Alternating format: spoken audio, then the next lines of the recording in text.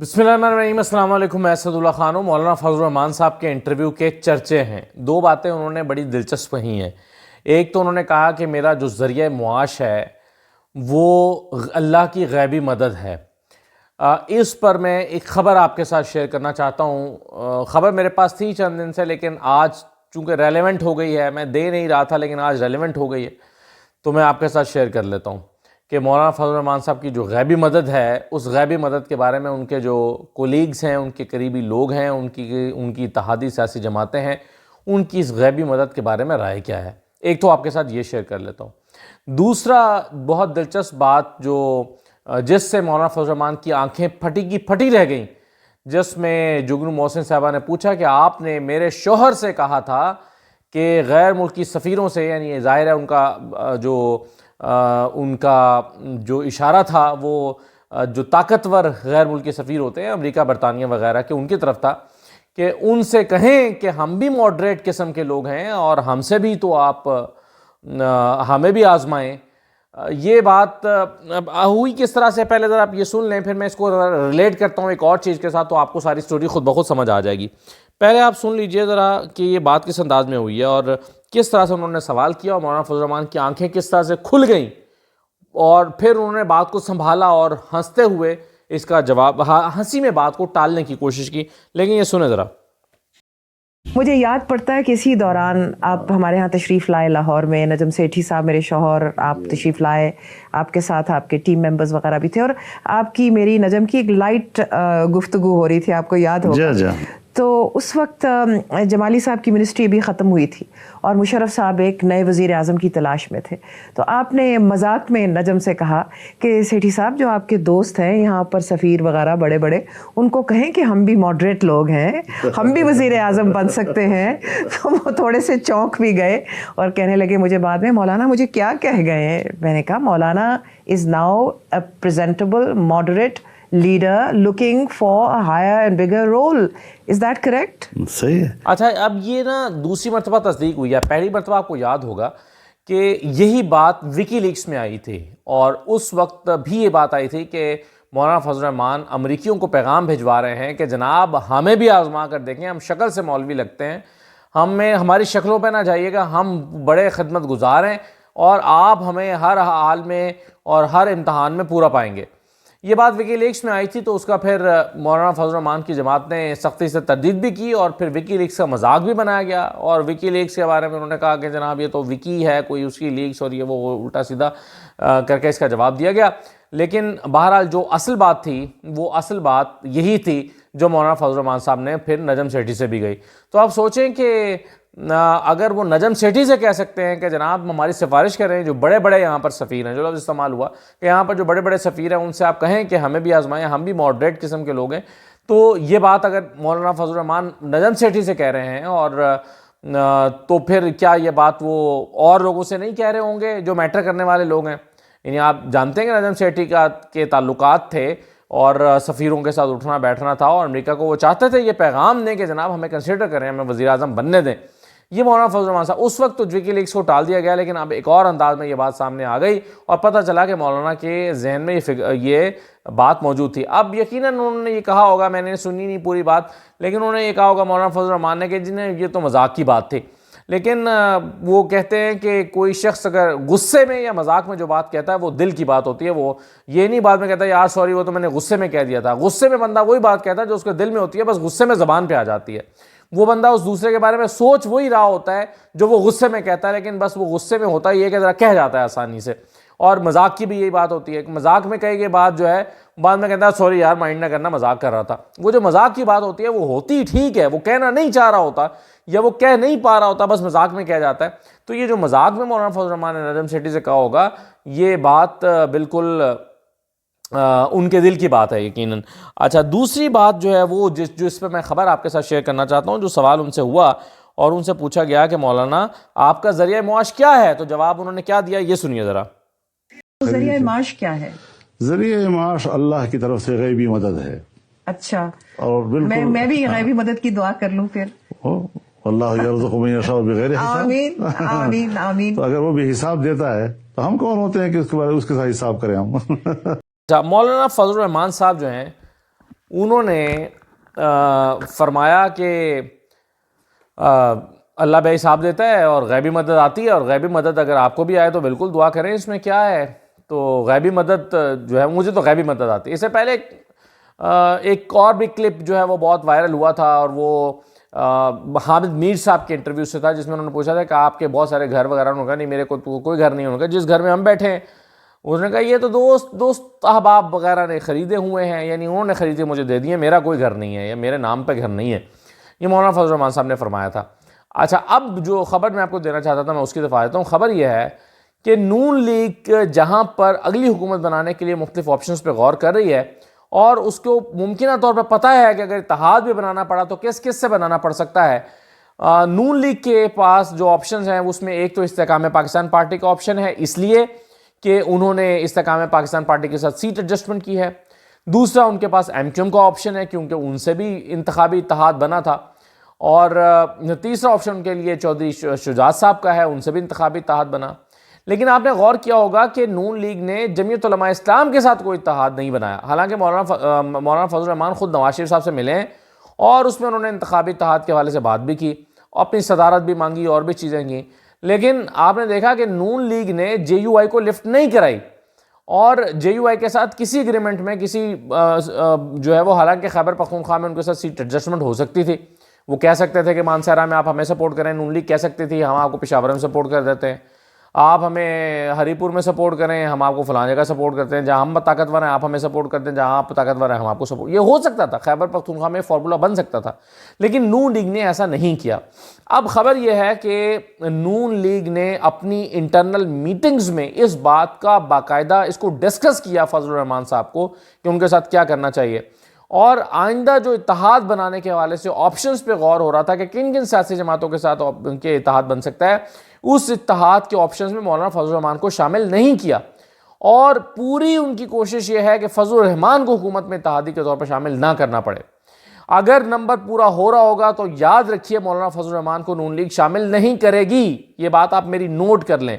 हाँ, अगर मजबूरी हो गई, नंबर ही पूरा ना हुआ तो किया जा सकता है, लेकिन फजल रहमान साहब को, वैसे तो खैर उनके पास पता नहीं सीटें अब 2 आती हैं या 3 आती हैं, मुझे नहीं पता, लेकिन फजल रहमान के साथ इत्तेहाद के ऑप्शन पर नून लीग नहीं जाएगी अनटिल अनलेस कि बहुत ही मजबूरी हो जाए। और दूसरी बात इसमें यह है क्यों नहीं जाएगी, उसकी वजह यह है कि नून लीग ये समझती है कि फजल रहमान की पार्टी और फजल रहमान के मिनिस्टर इतनी करप्शन करते हैं कि हमारे लिए भी उसको डिफेंड करना मुश्किल हो जाता है। अभी जो वजारत मौलाना फजल रहमान साहब ने ले रखी थी उनके बारे में शोहरत यही है PDM की जमहूरी हुकूमत में कि भाई इन्होंने तो अंधी मचा दी। तो इस बात को नून लीग ने अपनी इंटरनल पार्टी मीटिंग्स में डिस्कस किया है कि फजल रहमान से की जो करप्शन है या जो उनकी पार्टी गदर मचाती है उसका सारा मलबा हमारे ऊपर आएगा। खाया पिया कुछ नहीं, गिलास तोड़ा 12 ने, और इसका जो मलबा है वो हमारे ऊपर गिरेगा और हमें उसका जवाब देना पड़ेगा। तो फजल रहमान की पार्टी से इत्तेहाद न किया जाए तो बेहतर है, ये नून लीग ने अपने तौर पर अपनी मीटिंग्स में तय किया है। और जहाँ जहाँ पर ये मीटिंग्स पार्टी के अंदर एक से ज़्यादा मीटिंग्स हुई हैं उसमें फजल रहमान साहब के बारे में उनकी मुबैना करप्शन के हवाले से चीज़ों को डिस्कस किया गया। ये मैं आपको पार्टी के अंदर के सोर्सेज के हवाले से खबर दे रहा हूँ कि ये हुआ है, और नून लीग फजल रहमान साहब के साथ इत्तेहाद नहीं करना चाहती, और वो नहीं चाहती कि इनके साथ आगे मिलकर चला जाए, और इसीलिए उनके साथ कोई सीट एडजस्टमेंट भी नहीं हुई। तो ये मेरे सोर्सेज से खबर थी जो मैं आपके साथ शेयर करना चाहता था। और जो गैबी मदद है, यानी बेसिकली नून लीग मौलाना फजल रहमान की गैबी मदद से परेशान है कि ये जो गैबी मदद आती है इससे बड़ी बदनामी होती है और ध्यान सारा हमारे ऊपर रहता है और मज़े ये लूट कर ले जाते हैं। तो ये गैबी मदद की वजह से जो है वो नून लीग ने ये फैसले किए हैं। अब आ जाइए ज़रा दूसरी खबर पर, और वो है इमरान खान साहब की जो आज जेल सुप्रिटेंडेंट से लड़ाई हुई है। और वो लड़ाई बेसिकली इसलिए हुई कि वो सहाफ़ियों से बात करने नहीं दे रहे थे। और सहाफ़ियों से बात करने क्यों नहीं दे रहे थे? क्योंकि सहाफ़ियों से के ज़रिए से इमरान खान का नुक्ता नज़र बाहर आ जाता है। आता तो वकला के ज़रिए से भी है, लेकिन वकला में फिर ज़ाहिर है लोग समझेंगे कि भाई वकला का वो इम्पैक्ट नहीं है कि भाई हो सकता है उनकी पार्टी के लोग बढ़ा चढ़ा के बयान कर रहे हो। लेकिन सहाफ़ी जब जाते हैं, रिपोर्टर जाते हैं, तो वो हूबहू वही बात करेंगे जो हुई होगी, उतनी ही बात करेंगे जितनी हुई होगी, उससे ना बढ़ा के करेंगे ना कम करके करेंगे। और सहाफ़ी फिर मुख्तलिफ, जब एक से ज़्यादा लोग जा रहे होते हैं, कोई एक बंदा तो मिल नहीं रहा होता, तो फिर लोग उनकी बातों को मैच करके भी देखते हैं। अब आज जितने लोगों ने आकर रिपोर्ट किया इमरान खान के मुख्तलिफ 3, 4 और 5 और चीज़ों के हवाले से, वो कमोबेश सबकी बात जो है वो एक ही जैसी थी जितने भी रिपोर्टर्स ने रिपोर्ट किया। तो इसका मतलब ये है कि उसमें मुबालगा तो होता नहीं है, तो रिपोर्टर्स की बात का इम्पैक्ट भी होता है। अच्छा, अब रिपोर्टर्स को इसीलिए खुफिया ट्रायल रखा गया कि खुफिया के रिपोर्टर्स को रिपोर्ट ना करने दिया जाए, क्योंकि वो जब रिपोर्ट करेंगे तो इमरान खान का मौक़िफ़ और नुक्ता नज़र बाहर आ जाएगा और उससे पार्टी कारकुनों को कोई मैसेज जा सकता है।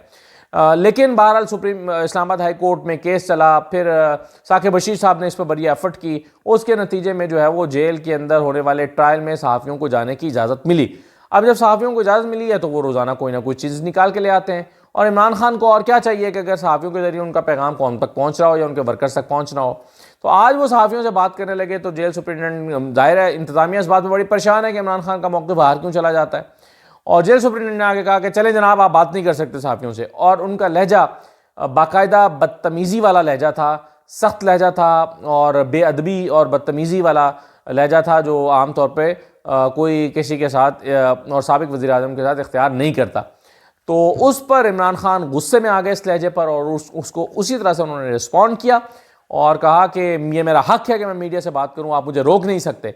तो जेल सुप्रिटेंडेंट ने कहा कि आपको इसके लिए फिर जज से इजाज़त लेनी पड़ी। तो उन्होंने कहा कि मैंने इजाज़त ले रखी है। तो उन्होंने कहा कि अगर इजाज़त ले रखी है तो मुझे इजाज़तनामा दिखाएं, रिटर्न तहरीरी इजाज़तनामा। तो इमरान खान ने कहा कि तहरीरी इजाज़तनामा नहीं है, मगर मैंने उनसे इजाज़त ले रखी है। और फिर उन्होंने अपनी बात जारी रखी और सहाफ़ियों से बात की।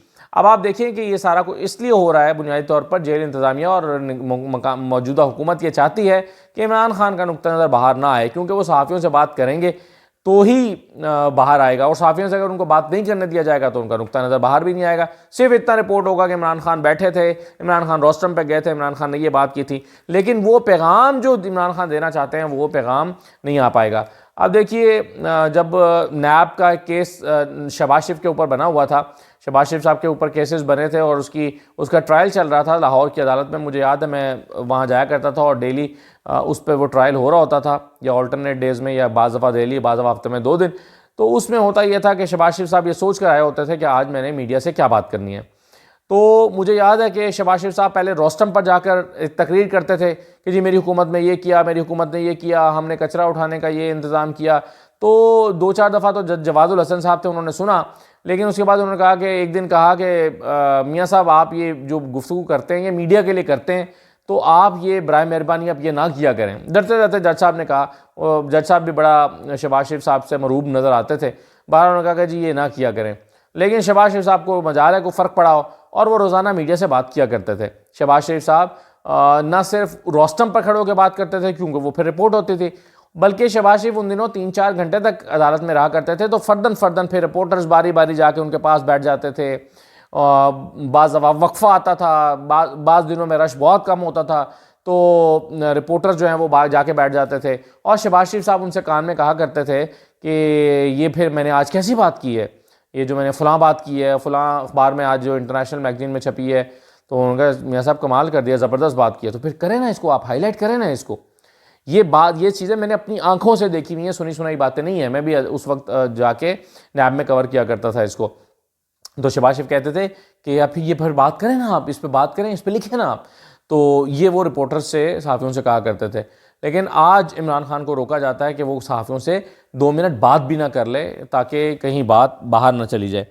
अच्छा, फिर आज रिपोर्टर्स ने ये भी रिपोर्ट किया कि इमरान खान थोड़ा सा लंगड़ा के चल रहे थे, एक टांग पे थोड़ा सा वज़न दे के चल रहे थे। तो उनसे पूछा गया कि आप ऐसा क्यों कर रहे हैं, आप लंगड़ा के क्यों चल रहे हैं। तो उन्होंने कहा कि सख्त सर्दी की वजह से मेरी टांग में जो गोली लगी है, वो जो गोलियां लगी हैं उसमें दर्द निकल आया है या दर्द बढ़ गया है। सख्त सर्दी में आपको पता है पुरानी चोट जो है या पुराना ज़ख़म वो थोड़ा सा हरा हो जाता है।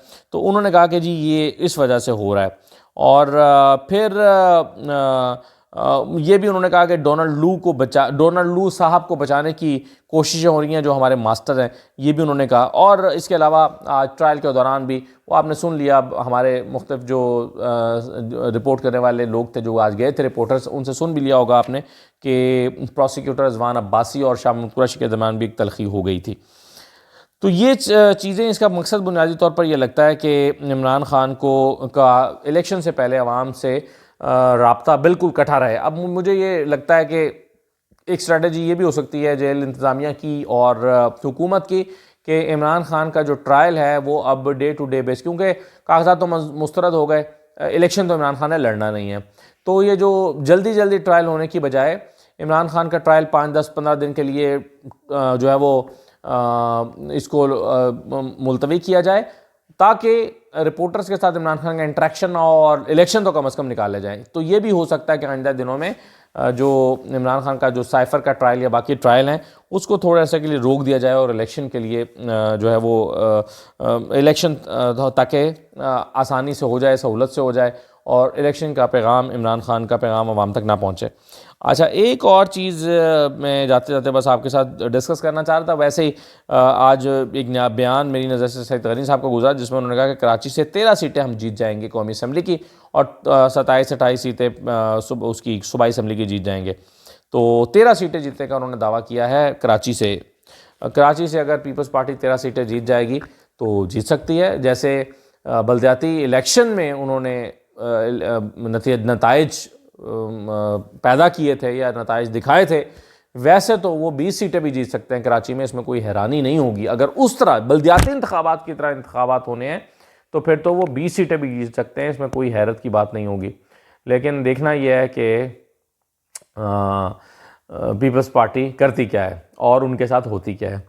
तो इजाज़त दीजिए, अल्लाह हाफ़िज़।